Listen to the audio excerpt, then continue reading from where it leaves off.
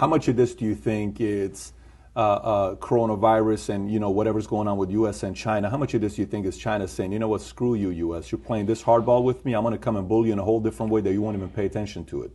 How much credibility do you give to that? 5%? 1%? I'm not going to answer that question, but I am going to answer the question in a different way. Because I'm Christian at heart and I like to think that nobody would want to kill people. I will say this much, and if you're listening, write it down. In late November, word had already gotten off of the mainland that there was a virus in Wuhan. On January the 15th, the U.S. trade bill was signed, phase 1. December the 15th. I had a whole month off, December the 15th. 6 weeks later, the trade truce was signed with an out clause, a very clever out clause that the Chinese made sure was in there, that said if there was any kind of act of God, pandemic, then they didn't have to make good on what they had committed to buy from the United States. Within days, they announced the first coronavirus. So, did the Chinese know damn well that this thing was running around the world for 6 weeks before they shut down Wuhan? Yes, they did. Is that criminal? Yes, it is. Does it deserve to go in front of a world tribunal? Yes, it does. Because we know that it was the unfettered travel that made this thing a global phenomenon that was impossible to contain.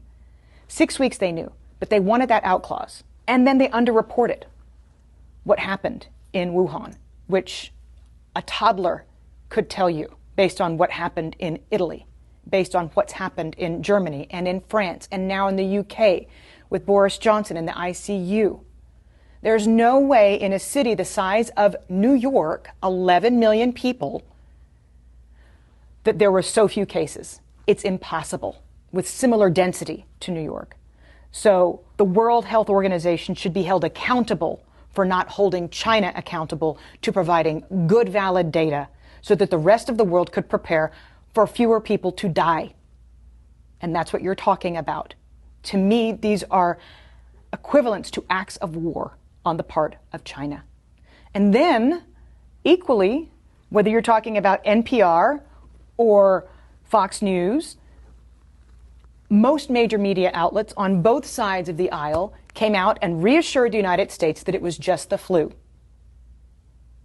Within 24 hours of South Korea's first case being reported, the United States' first case was reported. And what we did was dither.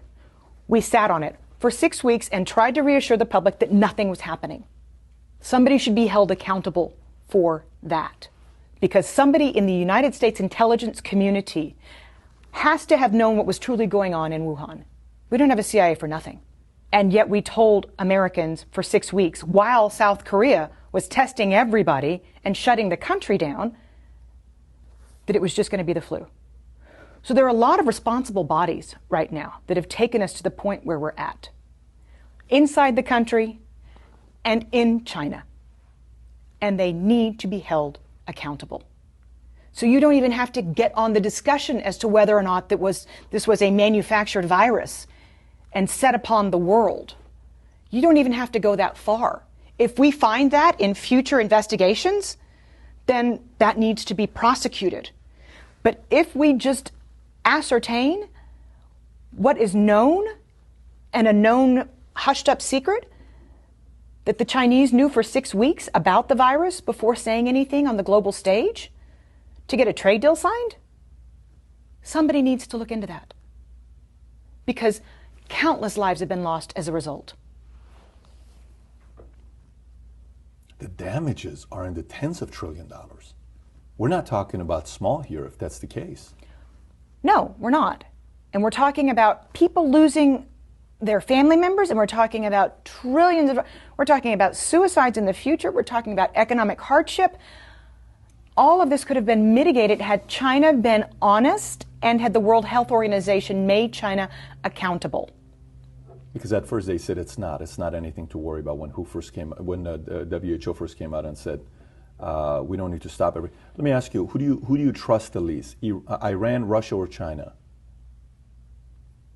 China. China's got more economic power. Because of that, or because they don't have a free press and because we can't really know what the hell is going on over there? Well, that's just a kicker, but you don't really know what's going on in Iran either. You had global satellite images in Iran showing mass graves. Iran underreported the same. And you can't tell me that in the cold of winter that Russia has as many cases as it's reporting. But at last check, China's 17% of global GDP.